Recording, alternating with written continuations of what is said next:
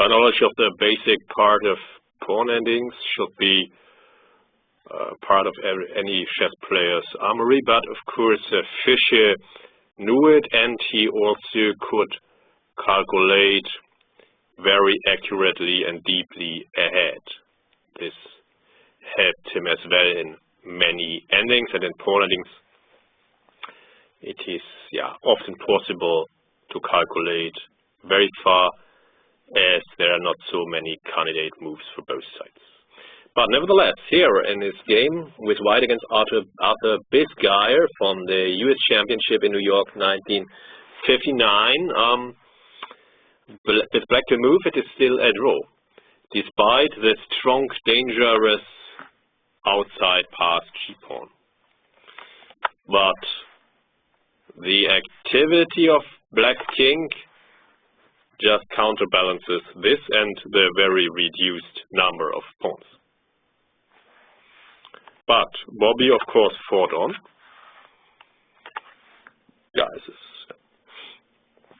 If he doesn't overpress too hard, then white cannot lose, of course.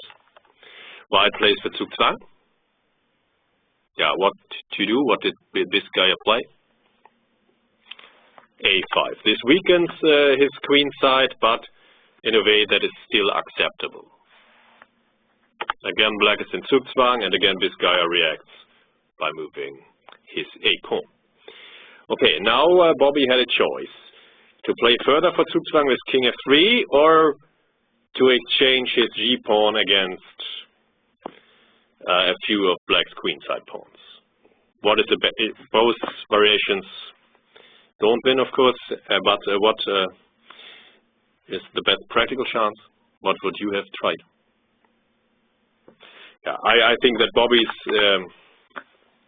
way to play, to exchange the g-pawn against c&a pawn, gives best practical winning chances. Continuing to play for Zugzwang is met by king f6 or b5. Black must play king f6. b5 weakens the queen side too much. Now it's a deadly Zugzwang because b4 can be met by taking, and the breakthrough is stopped in the typical way. And then white wins, as the joint square of the b and g pawn has already reached the 8th rank, and white wins. But okay, this could also be calculated. A common square. I think the English expression is common square, I think. But okay, what the way you want to put it. White wins. So b5 is a mistake. Then the outside passed pawn prevails in the typical way for such pawn endings as in the textbook examples. But if Bisguier played king f6, he wouldn't have played b5. He had already shown by moving the a-pawn that he has understood the problem. Then white cannot win. And white could even overpress. If white just continues here, black waits.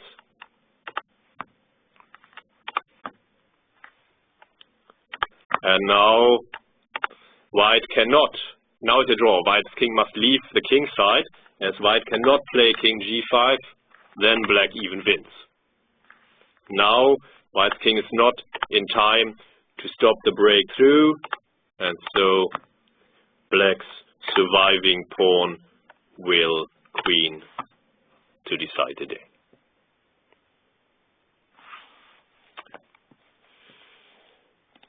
Bobby's way to play with g5 seems to be the best chance, and indeed in the end it worked out. This is typical. Black's king is forced away from the scene of action on the queen side by the outside passed pawn, and so the attacking king can win pawns. But the winning potential is just so reduced here that it's a draw, despite the relative large draw, winning tendency of pawn endings, and usually an extra passed pawn is worth very, very much and can very often be converted. But here it's a draw. Black's b-pawn is well placed so far behind, and black's king can always keep the correspondence. For the moment, this guy defends well.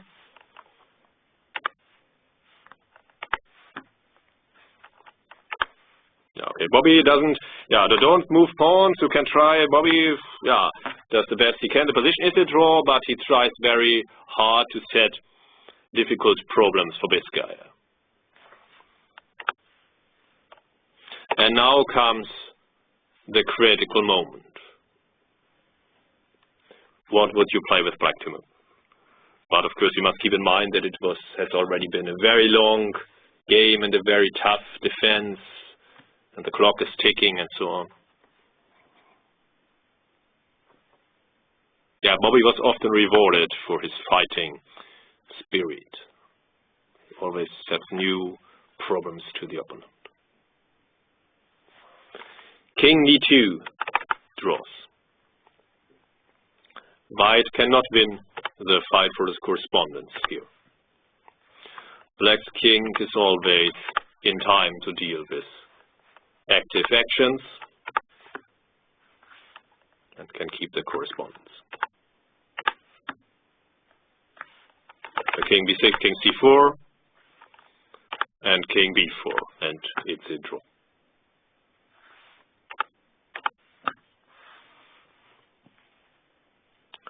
And after b4, king c4, and now the king keeps the correspondence to be back in time now. And b6. And now it's an easy theoretical draw. After king e2, there are several, of course, many more lines, but White cannot win, as is also confirmed by the endgame table basis.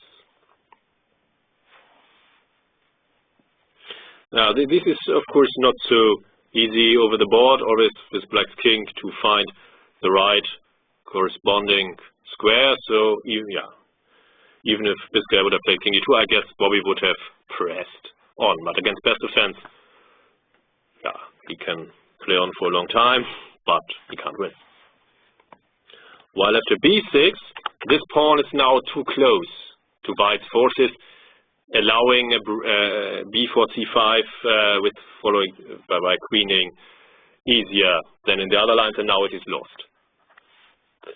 Probably, or maybe Biscaya missed that after king c2, Bobby has the winning retreat, king a3.